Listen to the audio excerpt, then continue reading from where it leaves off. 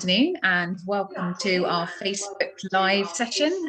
This is our first cooking session, which is with Claire this afternoon. So we're going to be making pizza wheels and pineapple upside down cake, which is my absolute favourite. So I'm really looking forward to it. So I'll hand over to Claire. Good afternoon, everyone. We're just having a wee camera flicker now. So these are really popular at school, and what's really nice about them is you can just add the bits and pieces that your family really like or that you have in the fridge. So we start by preparing the yeast, which is going to be the raising agent for our pinwheel. So we've got 150 millilitres of water. Now this water, so here we have our warm liquid. As I was saying, it's neither hot nor cold. It's about, if we call it blood heat. So if you put your finger in, it wouldn't feel hot or cold. Into there, we add our sachet of yeast. And we add 1 teaspoon of sugar. And that feeds the yeast. The liquid also provides moisture so that it can grow. As it's growing, that will bubble up. And that's what bubbles into your dough to make your pinwheels nice and light. So you can use it straight away, but sometimes if you just let it stand for a bit, that just gives it time to activate. So here's one, it's been going for about 10 minutes. Because it's so beautifully warm, you can see how much froth has come off from the activity of the yeast. So once it's done that, you put in your half a teaspoon of salt. So the salt, you can put that in now, that controls how quickly the yeast reacts, because you don't want it going mad, so it makes it nice and steady and controls the reaction. And then a tablespoon of oil. That goes in as well, and that's our liquid. You might find, depending on the flour, each flour absorbs different amounts of liquid. So you might find you need a little bit more, you might not need all of it. So if I put nearly all of it in, then with a spoon, just mix that in. So what we're looking for is a nice soft dough. Now I'm going to need all of it. Pop that in. And as I say, you might need a little bit more, just don't know. There we go. I think I'm just going to need a drop more water there. Can you see that's a little bit dry? I'll just get my hand in and just see how it is. Sorry, just 1 minute.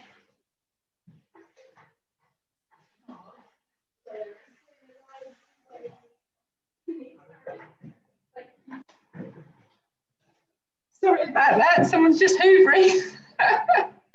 Right, so there's my dough. It's actually perfect, and you should see that it almost cleans your bowl when you're kneading it. Now, it's not like the pastry that we made last time. This, you want a nice elastic dough so that it can stretch and rise in the oven. So just going to put a little bit of flour down the work surface and a little bit to the side. You don't want to add too much because that will make your dough heavy. And just fold it over and squish it down. And do that for about 5 minutes. Now that will develop the gluten, which is the protein in the flour, which will enable your pinwheels to rise, be nice and light and stretchy. So I'll just do this for a bit, and you'll see that the dough is getting smoother and more elastic as we do it. So if you don't put enough liquid in, you'd find now that you couldn't really knead it very well. So do that for about 5 minutes. Especially if you make them this time of year, it's so warm, you'll find that that dough really develops quickly. So I'll stop there, but obviously you can do that for about 5 minutes. Put a tiny bit of flour down, and we want to roll it out to like a piece of A4 paper. So we're going to make it into a rectangle shape. Put a little bit of flour on your hand and then rub that on the rolling pin and give it a roll. And again, it's not like pastry, you don't have to be delicate with it. You can be a steamroller. which quite a few of the students enjoy that bit. What you want to do, just roll in 2 ways, and you want to try and make it quite rectangular and give it a roll. Mine's been really difficult this afternoon, not wanting to do it. So just roll in 2 directions, not like when we did the pie, when we kept turning it to get something circular.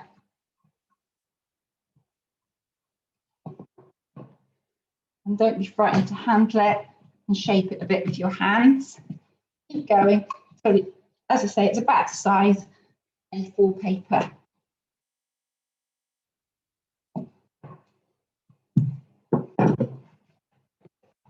You can stretch it, a bit like you see those pizza chefs when they're stretching out the circular bases. And now you can put all sorts in here. Some people like put olives, pepperoni. I think you've got sausage. What was it, Liz? You put in all different types of meat in your pack. But basically, anything you have in your cupboard that you really like, you can put that in. When you've got it about that big, make it nice and rectangular. Then you get your pizza sauce.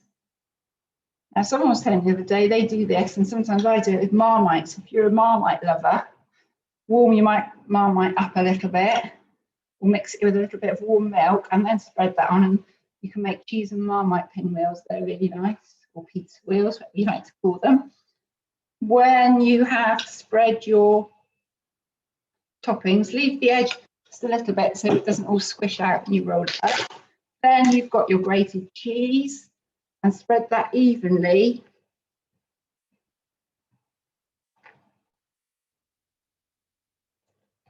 all across your dough, like that. Now you put in any extras you have. Just if you've got peppers, meat, any type of meat, salami, cold sausage, anything you like, you can put in here. Cold chicken that's pre-cooked. It's got to be pre-cooked, the chicken and the meat. Roll that up. Olives, peppers, really anything you like. I like a lot of pepper. So put some pepper in. And then what you do is you roll it up. So you're rolling the long side. You're rolling it up a bit like a Swiss roll. So you're making like a big fat sausage. And roll it round. And if you've just left that edge, and like mine's kind of squished out, it shouldn't squish out too much. Then pop it onto a chopping board. And with the chopping board, you're now cutting down through the roll. And when you lay it on its side, that's when it gives you the wheel effect. So I've used the big knife because otherwise I find if you use too small a knife, it just squashes the roll. So you choose how thick you want them.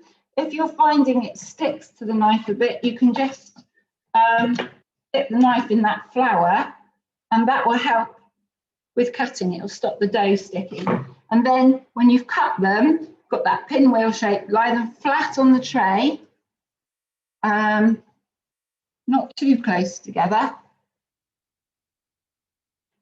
And then obviously if you put lots of things in them, that's when you'll see that. So cut down through, lay it sideways. So you've used up all the dough. And even if the last one isn't perfectly round, I always use that up. Don't waste anything, it still tastes nice, whatever shape it is. Someone was telling me the other day they put Marmite in with the yeast and that mixture. And when it's nice and warm, the Marmite gives the dough a really nice flavour. So it's really worth having a little experiment, see what your family likes, and pop them into your pinwheels and make a really good snack. Or you can serve them with coleslaw or whatever, just to make it into a meal. Really good for picnics. all this lovely weather we're having. And then you put them into your hot oven of 200 degrees for about 10 to 15 minutes, and they'll be golden brown. Just wipe that down a minute. And that's it. So it's a really, really easy thing to make. Fills up. It's quite filling as well, and also it's really transportable if you want to go on a picnic or anything. So I'll just pop those in the oven, and you'll be able, I'll show you some that are cooked.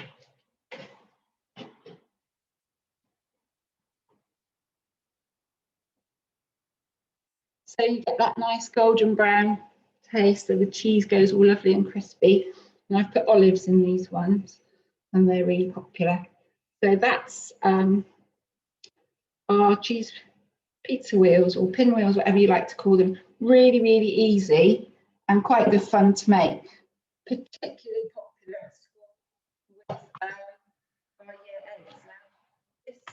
Sorry if the camera goes, but I want to cover this on the bowl for the next thing I'm going to show you. So let's hope this works out. Just 1 second. So I'm now going to show you how to make pineapple upside down cake. Check that this doesn't go sideways. Best made plans and all that. There we go. So that's our pinwheels, really easy. And oh, sorry, I forgot to say, if you'll see that the dough's gone golden brown on the side, and you see it's nice and crispy. So that's how you tell that they're cooked, 10 to 15 minutes. Now the other thing that you've got, the other item is, can you see that all right, Liz? Because Yep, can see it beautifully, yeah. thank you. Lovely. So the other thing we're going to make is a pineapple upside down cake. Super, super easy, and another really popular one with the students. So in here, I've got the 100 grams of butter or margarine, sugar, there's the flour, I've broken the 2 eggs, and there's half a teaspoon of baking powder.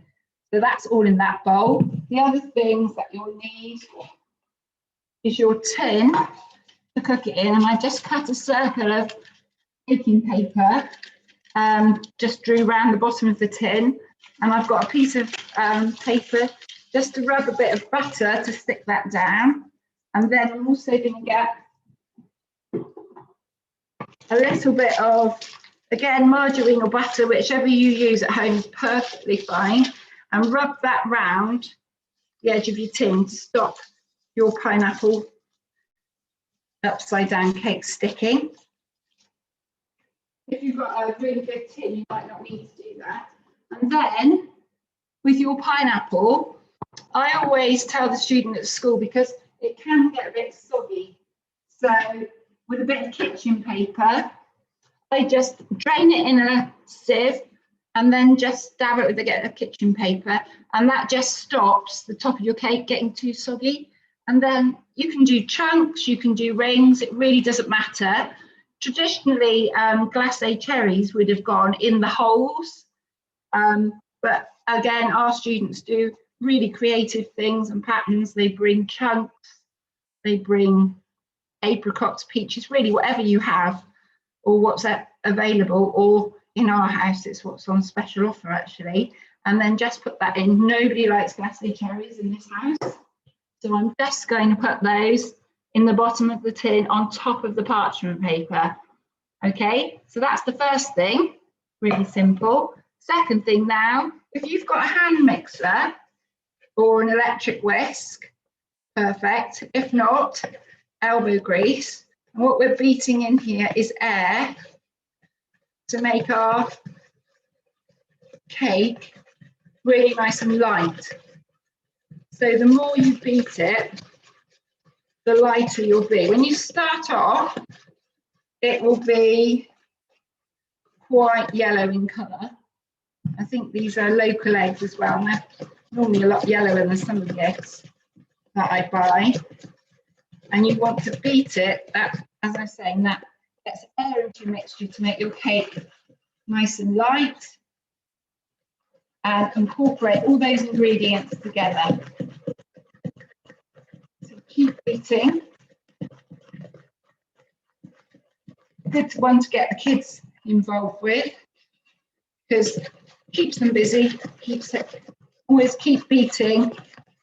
So the more the beat, the lighter the cake.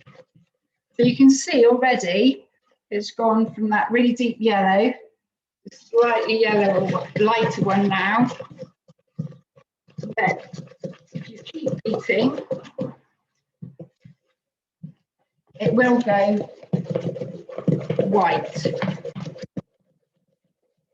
Really nice mix. If you found that it was a little bit stiff, you could put in a tablespoon of milk, but we've used this recipe a lot at school and it's pretty foolproof, to be honest. And the students really like it because they love using the electric hand mixers.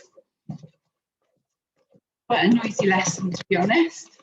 So you can see now that's quite white, a lot whiter than when I started.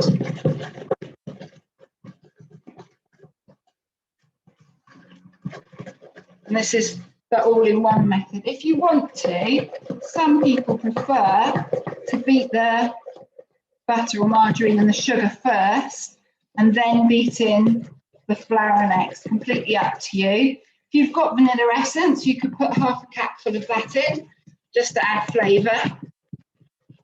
Totally up to you, but not essential. I'm not putting that in. So you can see this is what we call a dropping consistency. Nice and white, hopefully a nice light cake will come out of that. So once you're happy that you've beaten it up enough and it's changed colour, nice and light, bring back in your tin. I use a spatula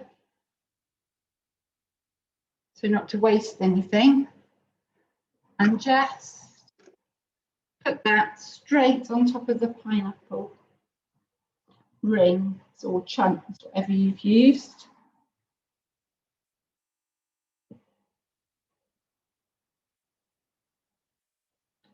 Until you've got all your mixture out of the bowl. So if you wanted to make a bigger one, it's just basically 50 grams of each ingredient per egg. So you could increase that if you wanted to make like a more, even if you've got a larger family and you wanted to make a big one for a special occasion. Then very gently with a knife, smooth it out so you've got a nice smooth top to your cake, and that it covers the pineapple and goes up to the edge of the tin.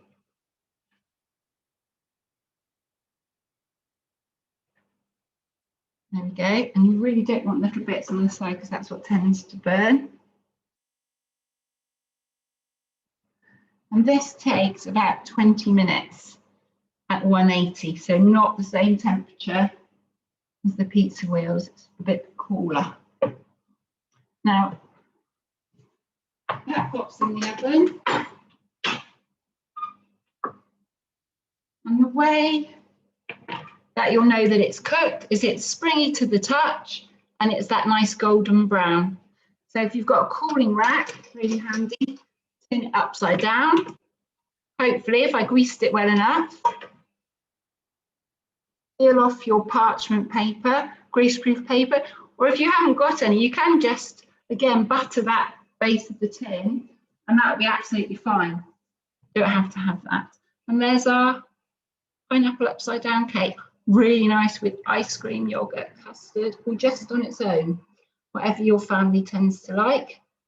And that's all there is to it. So 2 really simple dishes. And as I say, you can always put other things with them if you want to make it more of a meal, or you can just do the pizza wheel as a snack for picnics. And this is quite transferable as well. So that's all it is. Really, really simple, tasty grub. There we go. All done, Liz. Thank you, Claire. Thank you for joining us today. That was, I can't wait for my pineapple upside down cake, which I'll be having on later this afternoon. So thanks very much. So next week, We'll be joined by Neil, who's going to be cooking a paella with a fruit fall. So join us at 4 o'clock next Friday afternoon. Thanks, Claire. Bye. Bye, thank you.